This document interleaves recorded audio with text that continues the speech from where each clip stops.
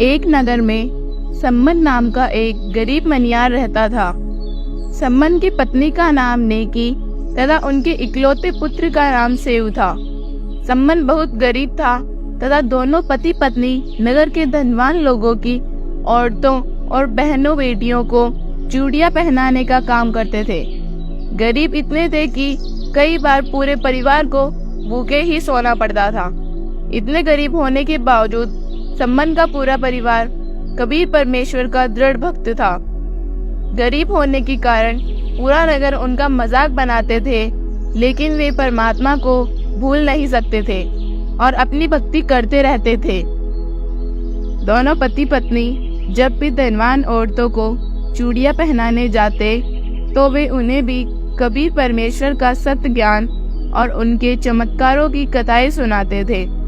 दोनों कथाओं में सुनाते थे कि कबीर साहेब जी सर्वशक्तिमान हैं और दिल्ली के बादशाह सिकंदर लोदी, काशी नरेश, वीरदेव सिंह बघेल जैसे राजा उनके शिष्य हैं। उन्हें शेख तकी ने कई बार मारने की कोशिश भी की, लेकिन उनका कुछ नहीं कर सका। वे पूर्ण परमेश्वर का ही अवतार है। धनी लोगों की औरतें उन गरीब भक्तों की बातों का मजाक बनाती थी और कहती थी कि अगर आपके गुरुजी इतने ही सक्षम हैं तो तुम्हें कुछ धन क्यों नहीं दे देते। कई बार तुम गांव में रोटी के लिए घूमते रहते हो। औरतों के ऐसा कहने पर वे चुप हो जाते थे, क्योंकि यह बात तो सत्य ही थी, लेकिन फिर भी वे परमेश्वर में दृढ़ता को कम नहीं होने देते, क्योंकि उन्हें परमेश्वर का दिया सत्य ज्ञान हो गया था। उधर से उनका बच्चा सेऊ भी जब बच्चों में खेलने जाता तो वह भी यही बातें करता कि हमारे गुरुजी के कई बड़े बड़े राजा और बादशाह शिष्य हैं, वे पूर्ण परमात्मा हैं। लेकिन बच्चे भी उसे यही बात कहते कि भाई आपके गुरुजी तो लालची है, जो कि उनके राजा शिष्य हैं और उनके साथ ही रहते हैं।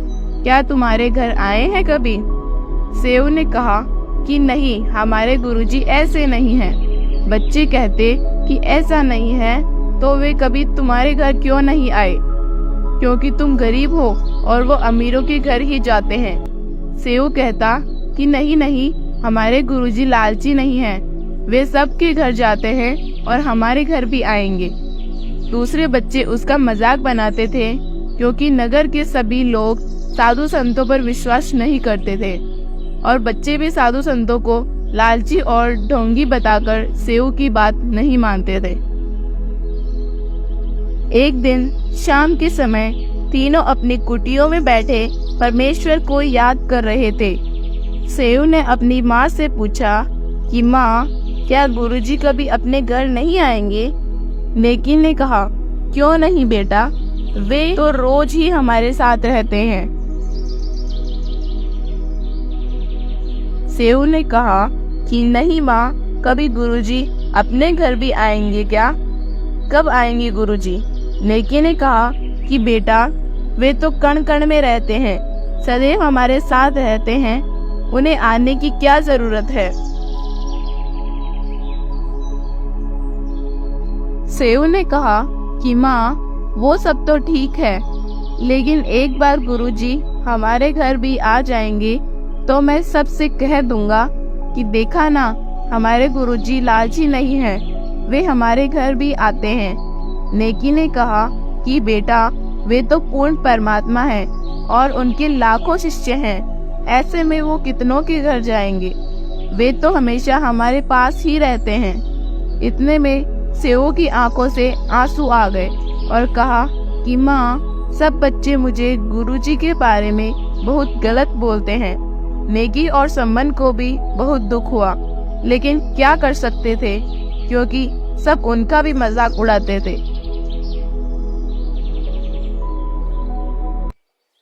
इतने में कबीर साहब ने अपने दो भक्तों के साथ उनके दरबार पर आवाज लगाई कि बेटा सम्मन, घर पर है क्या कोई?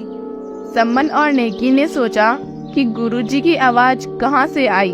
उन्होंने सोचा कि हम गुरुजी की बातें कर रहे हैं, इसलिए वहम हो गया। गुरुजी, यहाँ हम गरीबों को कौन सा जानते हैं जो आ जाएंगे।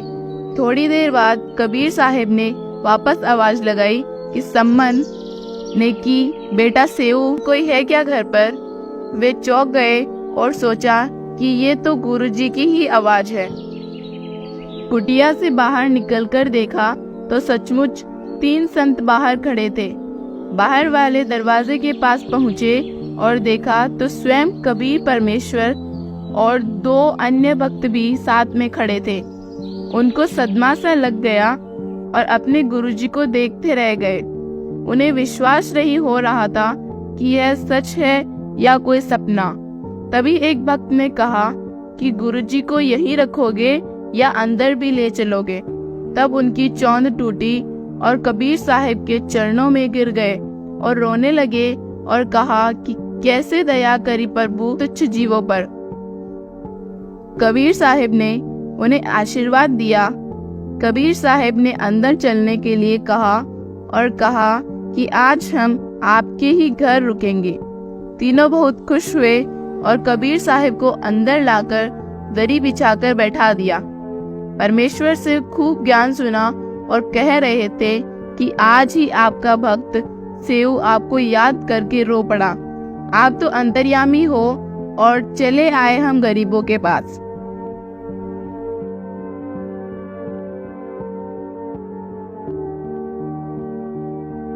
काफी देर की चर्चा के बाद सम्मन ने पूछा कि प्रभु भोजन की सुनाओ।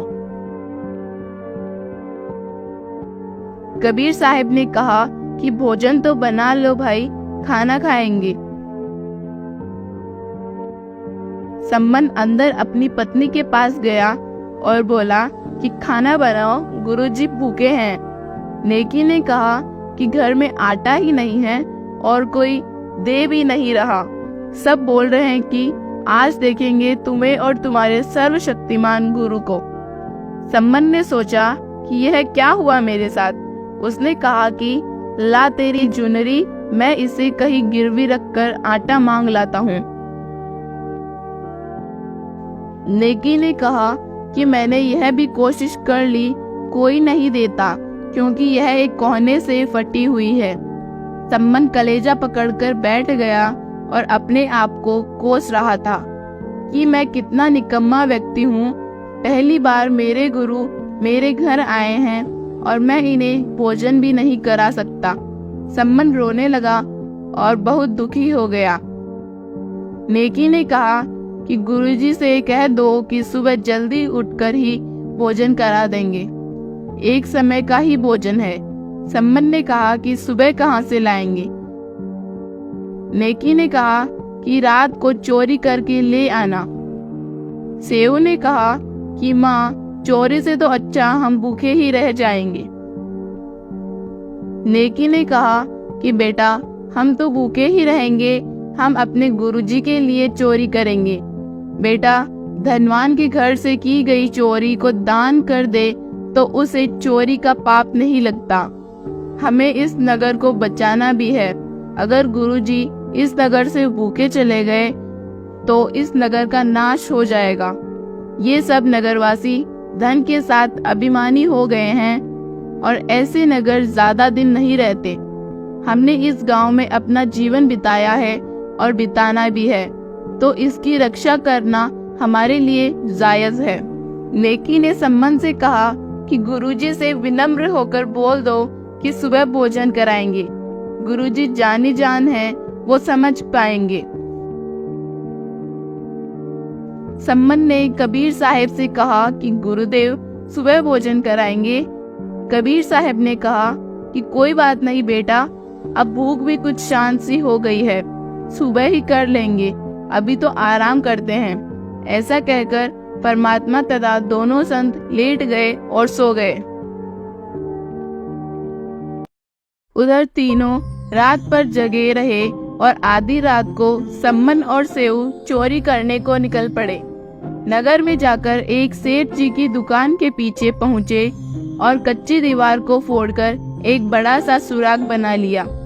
सम्मन ने कहा कि बेटा, तुम बाहर ध्यान रखो और मैं अंदर घुसकर आटा ले आता हूँ।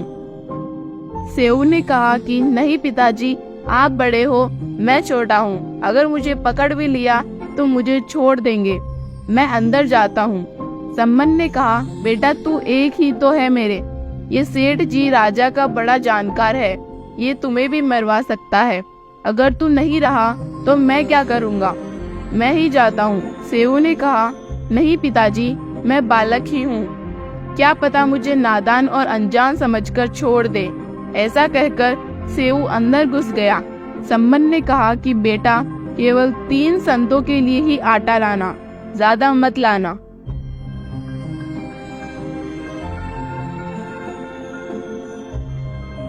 सेऊ अपने हिसाब से अपनी पोटली में 3 जनों जितना आटा लेकर चलने लगा तो उसका पैर सेठ जी की ताकड़ी पर जा लगा और आवाज होने से सेठ जी भी जाग गया। सेऊ निकलने लगा, उतने में सेठ जी ने सेऊ का पैर पकड़ लिया। सेऊ ने पोटली बाहर फेंक दी और कहा कि पिताजी, मुझे सेठ जी ने पकड़ लिया है और आप ये आटा ले जाओ। सेठ ने सेऊ को अंदर खींच लिया और शक्ल से पहचान लिया। सेठ ने कहा, रे सम्मन के छोरे, तुम चोरी भी करने लग गए। सेऊ ने कहा कि सेठ जी, हमारे घर कल गुरुजी आए थे और वो कल से भूखे हैं, हमने केवल उनके लिए ही आटा लिया है, हम चोर नहीं हैं। सेठ ने कहा, अच्छा, वो तुम्हारा गुरु करवाता है तुमसे चोरी, अब तो कल सुबह राजा के पास ही होगी तुम्हारे गुरु की सजा, वही करवाता है सब। तुम तो बड़े शाने थे। सेऊ ने सोचा कि यह तो बहुत बुरा हुआ, अब ये सेठ कल राजा से गुरुजी को मरवा देगा। बहुत दुखी हुआ और सोचा कि अब तो मैं मर जाऊं तो अच्छा होगा, वरना सुबह गुरुजी को दंड देने का मुझे बहुत बुरा पाप लगेगा। उधर सम्मन आटा लेकर घर गया तो नेकी ने पूछा कि हमारा बेटा कहाँ है। सम्मन ने कहा कि उसे तो सेठ ने पकड़ लिया है। दोनों बहुत चिंतित थे। नेकी ने कहा कि वापस जाओ और बेटे का जैसे तैसे करके सिर काट ले आओ। सम्मन ने कहा कि तुम पागल हो गई हो क्या? नेकी ने कहा कि अगर गुरुजी को बदनामी से बचाना है तो ये सब करना पड़ेगा, और गर्दन को ले आओगे तो किसे भी पता नहीं चलेगा। सम्मन ने सोचा कि राजा जरूर सुबह गुरुजी को दंड देगा। बहुत दुखी हुआ और एक छुरा लेकर चल पड़ा।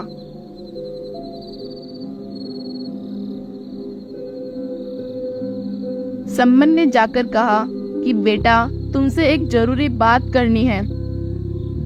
सेऊ ने कहा कि सेठ जी, मुझे मेरे पिताजी से बात कर लेने दो, सुबह तो क्या पता मैं रहूं या ना रहूं।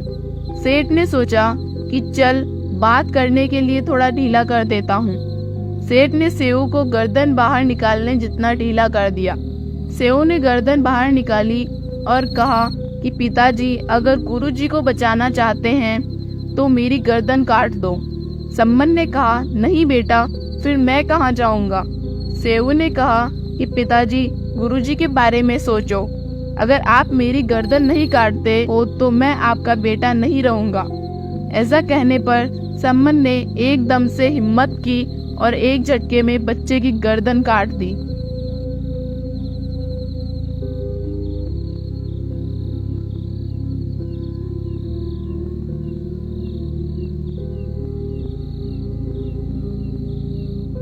सम्मन गर्दन को उठाकर ले गया।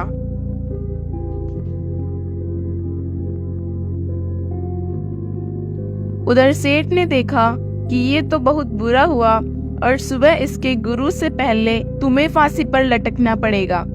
सेठ ने बच्चे के धड़ को उठाया और दूर जंगल में एक बड़े खड्डे में पटक आया और रातों रात सुराग को ठीक कर लिया, जैसे कुछ हुआ ही नहीं हो। सेठ जी आराम से सो गया।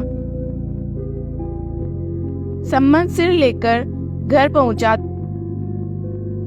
नेकी ने कहा कि वापस जाओ और सेठ जी ने जहाँ भी धड़ को पटक कर आया है वहाँ से उठा लाओ। सुबह गुरुजी के जाने के बाद बच्चे का अंतिम संस्कार कर देंगे। सम्मन गया और जिधर रक्त के छींटे और सेठ जी के पत्र चिन्ह थे उन्हें खोजता हुआ गड्ढे तक पहुंच गया और धड़ को उठा लाया। सिर और धड़ को झोपड़ी में एक तरफ रखकर पुराने कपड़ों से ढक दिया। सुबह जल्दी ही नेकी खाना बनाने लगी। सम्मन ने कहा कि कोई दुख या बच्चे की याद मत रखना, वरना गुरुजी को खाना खाते समय पता चल जाएगा। नेकी ने कहा कि नहीं नहीं, मैं ऐसा नहीं करूंगी, मुझे सब पता है। खाना बनाकर सुबह जल्दी ही गुरुजी को जगा दिया और कहा कि गुरुदेव भूख लगी होगी, भोजन कीजिए मालिक। कबीर साहिब ने कहा कि हाँ बेटा, भोजन करेंगे। सम्मन ने 3 पात्रों में भोजन रख दिया। कबीर साहिब ने कहा कि बेटा, इनको 6 पात्रों में कर दो, 3 तुम और 3 हम। सम्मन और नेकी धर्म संकट में फंस गए और सोचे कि अब अगर सच्चाई बता देंगे तो गुरुजी भोजन नहीं करेंगे। उन्होंने कहा कि गुरुजी आप ही कर लीजिए, हम बाद में कर लेंगे। कबीर साहिब ने कहा कि नहीं नहीं बेटा, आप भी तो कल के भूखे हो, 3 में और कर दो। उन्होंने 5 पात्रों में कर दिया। कबीर साहिब ने कहा कि अरे 3 तुम और 3 हम, 6 हो गए बेटा, 1 और बढ़ाओ। उन्होंने आखिर 1 और बढ़ा दी और 6 पात्रों में भोजन को बांट दिया और सोचा कि गुरुजी अगर पूछेंगे तो कह देंगे कि बच्चा तो खेलने गया होगा।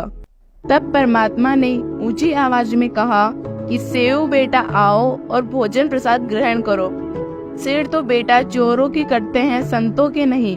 उधर सेव की धड़ और सिर में हलचल हुई और दोनों जुड़कर एक हो गए। सेव दौड़कर आया और कहा, आ गया गुरुजी, और पंक्ति में बैठ गया। सम्मन और नेकी कुछ भी नहीं बोल पाए और सेव की गर्दन को देख रहे थे। दोनों ने अंदर जाकर देखा तो वहां सिर्फ रक्त के छींटे पड़े थे। दोनों कबीर साहिब के चरणों में गिर गए और जोर जोर से रोने लगे। कबीर साहिब ने कहा कि बेटा, मैं अपने भक्तों पर आंच भी नहीं आने दूंगा और अपनी हथेली पर रखूंगा बेटा।